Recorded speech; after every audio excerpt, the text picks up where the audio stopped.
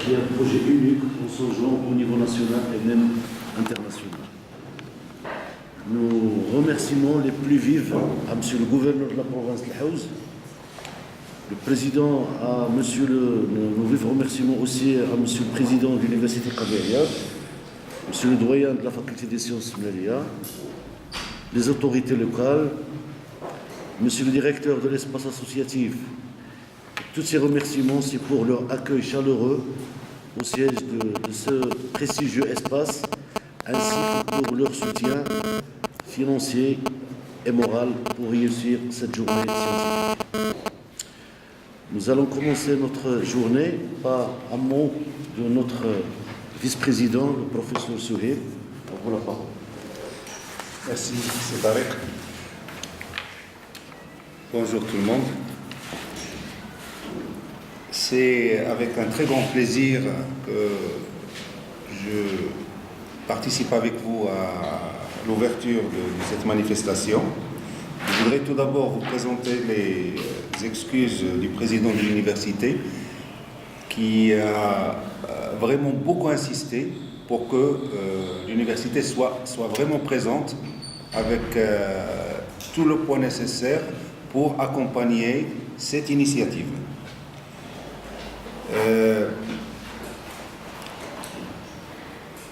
Je voudrais tout d'abord poser une question à Simon, que je remercie pour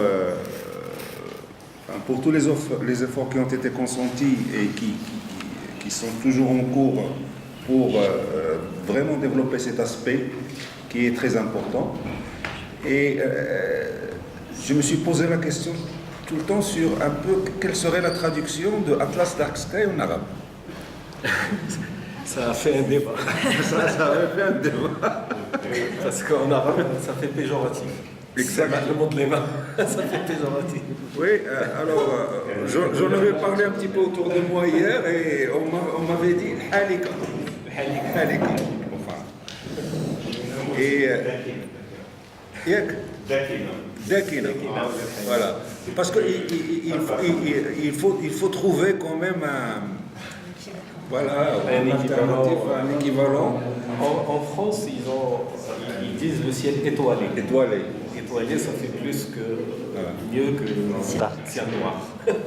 Mais en anglais, c'est Dark Sky qui a été... Parce qu'il s'agit d'un projet écologique à tout égard. On a tout le temps regardé autour de nous, notre environnement, et on essaie un petit peu de balayer à côté de nos portes, de regarder un petit peu, mais on n'a jamais vraiment porté attention au ciel et à cet environnement qui est aussi important, autant important aussi que la Terre. Je suis géologue, j'ai toujours porté un marteau et j'ai toujours regardé un peu les roches, mais le soir, le ciel est très important parce qu'il porte conseil. Et donc, je voudrais vous féliciter et vous souhaiter une très bonne continuation. Je sais que ce projet a eu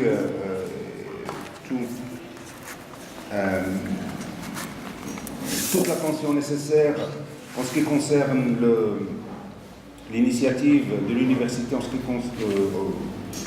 sur le plan responsabilité sociale, parce qu'il a été bien apprécié, soutenu, et il sera financé. Donc, il y aura un accompagnement financier de l'université pour un certain nombre de volets. Et voilà, voilà. Merci beaucoup. Merci. Merci, Monsieur le Vice-président. Aussi, nous souhaitons la bienvenue à des collègues et amis qui sont venus de loin.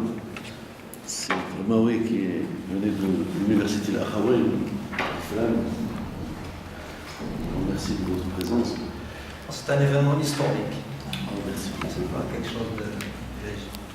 Donc, dans la continuité du programme, je cède la parole à notre ami le professeur Zouhaib Redoun, le directeur de l'Observatoire du Kaimen, qui va nous faire une présentation générale du projet de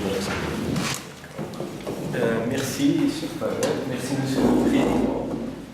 Monsieur le vice-président, pardon. Et donc, je vais commencer ma présentation.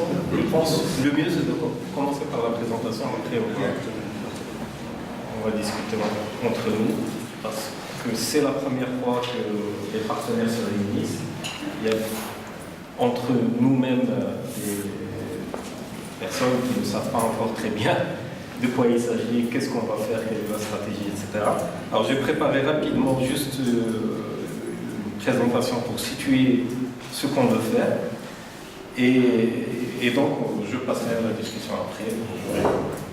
Protocolairement, je remercie tous les présents ici, tous les partenaires qui ont bien voulu, déjà à l'instruction du dossier, s'engager avec nous formellement.